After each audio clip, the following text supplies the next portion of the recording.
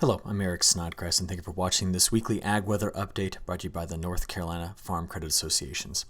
We're going to start off with the long range. Got brand new long range updates from both the European Weather Forecasting Center and also from the National Multi-Model Ensemble, which is what we run here in the United States. And you're looking at the main drivers of that. So when you take a look at this image, which shows you sea surface temperature anomalies, our main story in the longer range is going to come from what we're seeing with this La Nina right in through here.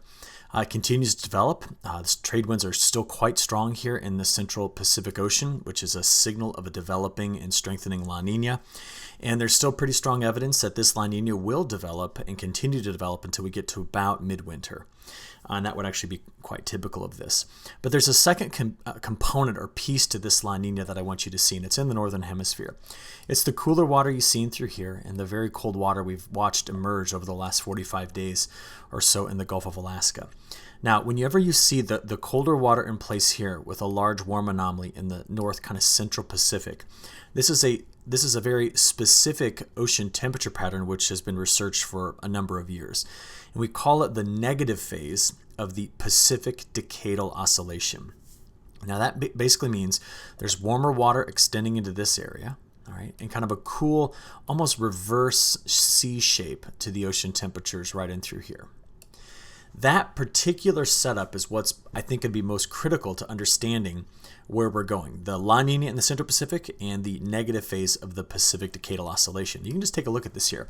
We got a time series of this. I mean, this goes all the way back to 1854. We've been paying attention to these ocean temperatures. And you generally see that the flow, if I just kind of smooth this all out, does something like this, right? That's why we call it a decadal oscillation. And where we currently sit is now going into that negative phase. So getting into October, the value, standard deviations here, was -3.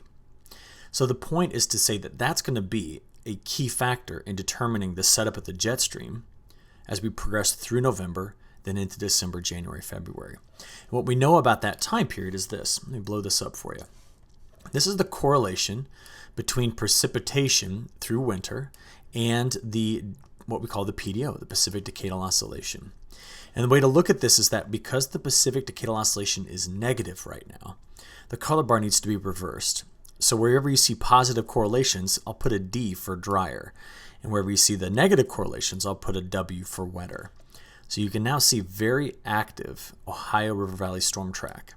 It tends to be very wet in the Rocky Mountains, in the northern plains. But from Southern California through Texas, parts of the high plains here, and then getting along the East Coast, this particular setup doesn't favor above normal precipitation. It does not mean we won't get precipitation, but it's our strongest correlating variable at this time scale. Usually ocean temperatures are just about all we've got. Now, we're going to add to that this map. In fact, watch me go back and forth. PDO, La Nina. PDO, La Nina. Both favor, from the Carolinas to the Mid-Atlantic, drier than average conditions during the winter time frame. Now, the reason why I'm sharing this with you is not because this is going to be the forecast. Why I'm sharing this with you is because every long-range model will respond to this. And this was updated on Friday night, and what you've got here is the December, January, February precipitation anomalies that stretch those drier conditions from parts of the southeast, again, through the mid-Atlantic. This is where we expect it to be above normal precip, Northern Plains Canadian Prairie, and the Pacific Northwest. And if I just go back, now you see how we arrived at that. That's the relationship with La Nina, and here's the relationship with the PDO. So these models in their seasonal forecasts are strongly influenced by ocean temperature patterns. All the other things kind of get dampened out. The subseasonal variations don't even show up. The model's not even designed to see that. So just be clear that this forecast, which you're going to see echoed in so many different sources, is literally a consequence of those ocean temperatures. What does it not mean? It doesn't mean we won't see those big nor'easters that come up the coast. Those are still going to happen. It doesn't mean that we won't get precipitation. We will. But it just says, hey, if the ocean temperatures dominate the pattern, we just tend to end the season, end our winter with below normal precipitation. And there's some consequences to that I'll talk about in just a few seconds. But first, I would like to show you the temperature pattern. It tends to be milder. All right, newest updates here suggest a milder overall winter. But what I want you to notice is this. This area in through here tends to be colder. The Canadian Prairie, the Northern Plains. And what this tends to actually give us is that while we may have more days of warmer than average conditions, if the storehouse of cold air is here, when it comes through, it comes through. And therefore, I would tell you in the Carolinas to expect a very volatile winter in terms of temperatures. You may get stretches of really nice warm weather through winter, and then it will be replaced with Arctic air. But we're used to that. We get that in winter. That's what we expect, right? Let's add to this another dimension. This is the latest update from the National Multi-Model Ensemble. I mentioned that a few moments ago. See the same thing, active Ohio River Valley storm track, December through February, and above normal precipitation for the Pacific Northwest. They've got us drier, but that's that's exactly what we'd expect from the La Nina negative PDO combination that this model ingested when it produced this forecast. And on the temperature side, you see the same thing. Now, just a word here. The jet stream will likely follow that path throughout much of winter. Okay, and if we do develop a lot of systems in this area and they race up the coast, we get their fronts. We know that. And we also often get those backdoor cold fronts, which lead to more icing events. I just want you to be aware that I'm watching all of that very, very carefully right now. So, as I said, while we call this a forecast, it's just a correlation, and the models are mostly driven by ocean temperatures this far out. Now, with that kind of out of the way, getting another look now at what winter could hold for us, I want to do one other thing before I get into your near-term forecast. I'm going to come back here, switch this back over to the seasonal precipitation forecast for December, January, February, and switch your view to South America. Now, this was an impressive shift overall. The newest update for Brazil is that and this is consistent with the La Nina, we think that much of Brazil's northern, so I'm talking about Mato Grosso, into its eastern growing areas, so Tocantins, this is Goiás, Minas Gerais, even down to Sao Paulo, could continue to favor above normal precipitation like they're getting right now. There's a risk the farther south you go, Paraguay, Uruguay, but look at the very strong negative anomalies. That would be drier than normal conditions that just showed up in in Argentina. And I'm going to have to watch this carefully because while this is very consistent with the La Nina that's developing, those kind of anomalies, we're talking 5-6 inches in deficit in this area. This could have a major impact if this does verify on the Argentinian growing season. While it may not affect Brazil as much, we're going to watch the southern South America growing areas. Okay, from here, why don't we just talk about what we've seen over the last 30 days. Let me shrink that up so you can see the color bar. There you go. This is percent of normal precipitation, and this was valid through Sunday morning.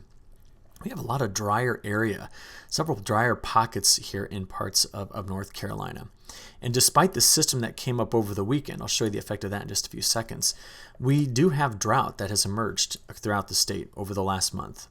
Now, at this point, it's just kind of in the first 2 stages of drought, but we got lower soil moisture values, and we really do want to just make sure that we don't go through winter developing drought. Now, you know that both La Nina and the negative PDO would indicate that we'd have a better chance of doing that. And I told you, those are just correlations. We have to pay attention and watch it very, very carefully moving forward. But our latest drought monitor means going into our cold season, we're not exactly starting off on the best foot in terms of keeping that soil moisture up throughout our winter time period, our cold season. Over the weekend, it didn't really help. This would be the last 72 hours of total accumulated precipitation. Last week we were paying attention to a low that was developing here on Friday, cutting across Florida on Saturday, and there was good indications about a week ago that this was going to run up the East Coast. And as a result, we expected more precipitation farther inland into the Carolinas, and it just didn't deliver because that system got kicked out in a big way. And it's still out here churning out in the open Atlantic. In fact, the National Hurricane Center is keeping an eye on it, to be honest, that it could transition into what we call a subtropical storm system. But at this point, it just didn't deliver much rain to North Carolina. We got the wind, really rough seas just offshore, but didn't get the heavier precipitation. Now, since this is where we currently sit, let's get that forecast to where we're going. And the first map I want to share with you here is from the 0Z European Ensemble. So it's a 51-member ensemble. And with that, we can look at all of the different forecasts and get a probability of a specific event. And that's what you're looking at here, the probability of getting at least an inch of rain through the next 10 days. And you can look at the color bar and kind of match this up. We only have about a 10 to 30% chance of seeing that happen, a little higher over for the Appalachian Mountains. And I want to kind of share with you why that's the case. And to do that, we've got to step into the upper levels of the atmosphere and look at the trough ridge pattern. Throughout much of this week, we have a ridge that's building over. So we're going to have warmer conditions through this week, at least through the beginning of this week, and drier conditions. And then we see that by Wednesday, getting into Thursday here, deep trough comes in the midsection of the country. But that trough, if you just notice, the flow comes in and shoots up like that. So the trough axis is what we call negatively tilted. This means that the winds, the system that'll curl around the south side of that trough gets ejected north, doesn't push east until late in the week. So this is Thursday morning.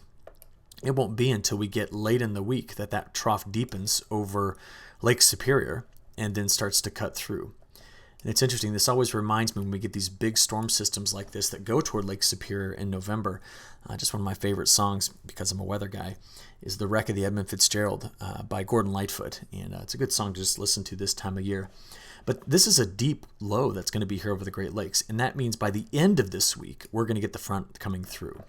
But then what you're going to notice is the trough establishes across the eastern part of the United States in the next week. And the flow comes in and dives like that.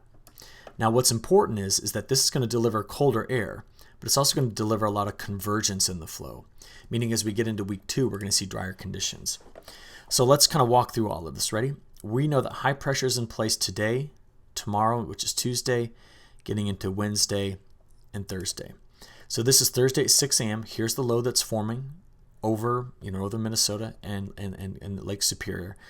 And by the time we get to Thursday, let's call it Thursday afternoon and evening, getting into the overnight hours, that's when the front's going to come through us. So this is a deep, what we call stacked low. And that main frontal boundary, this is actually an upper level front. Can you kind of see the streaky nature in the European model? That means that we could be running the risk of thunderstorm development late in the week. All right. This is Friday. Let's now get into Friday afternoon and evening. That front clears on Friday, see? And then behind it, we kind of stay in the convergent area of that trough and don't necessarily see too wet of conditions to finish the weekend. What it's unfortunately going to be, though, is cold as we finish the weekend. So let's stop this out here 1 week from now, and let's flip over and take a look at that total accumulated precip. So let's just let this play. We'll stop it right there. That's Thursday evening. That's our first chance right there for starting to see precip this week. But Thursday through Friday, streaks on through. It's hard to give you a total precipitation amount because some of this could be convective, thunderstorm activity coming through here.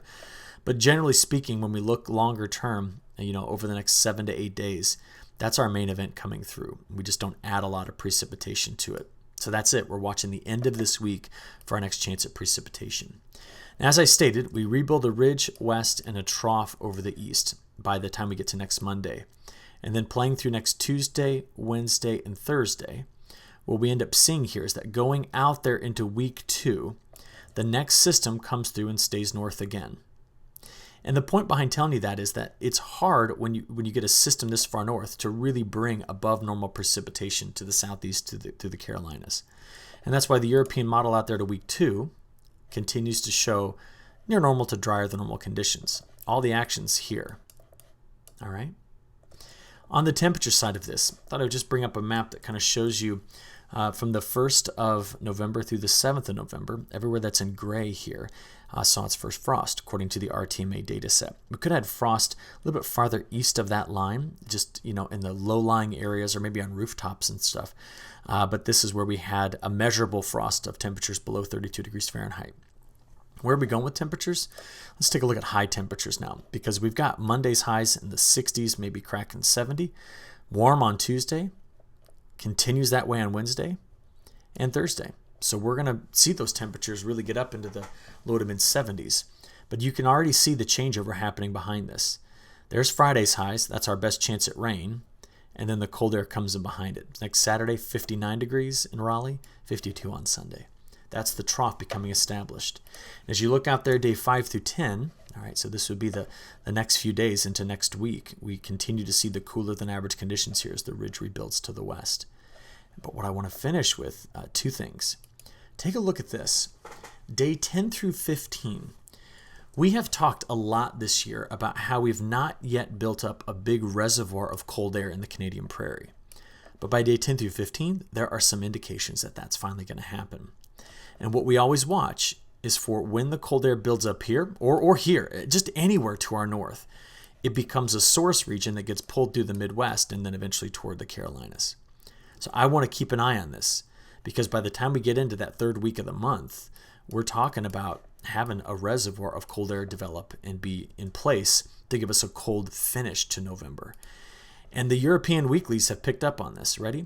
This would be a 7-day sliding window. The current time period you're seeing here is the 8th through the 15th. All right. As I play this forward, what you're going to notice is there's the cold air we're expecting next week, but still, we're waiting on this to develop. That's the cold air from next week. You start to see that cold air taking shape, and then working through like Thanksgiving week, that's when we start to see the push toward the colder weather here. And then it appears as we get into December that we're not necessarily giving up the cooler shots of air. And that's consistent with some of the stuff we talked about at the beginning of the video. But let's do this. 30-day precipitation anomalies, that would be the 19th of November through the 19th of December. And what we see here is very typical of La Nina. See it? Drier from Texas to the Carolinas. So I think that's what we're going to have to watch most carefully progressing through this month. I'll just be honest, I'll be concerned about drought until I'm not concerned about it. So we'll watch it and we'll see things shake out here with the forecast. And I'll look forward to giving you another update next week. Appreciate your attention. Have a good rest of your week, and I'll talk to you on Monday. Thanks.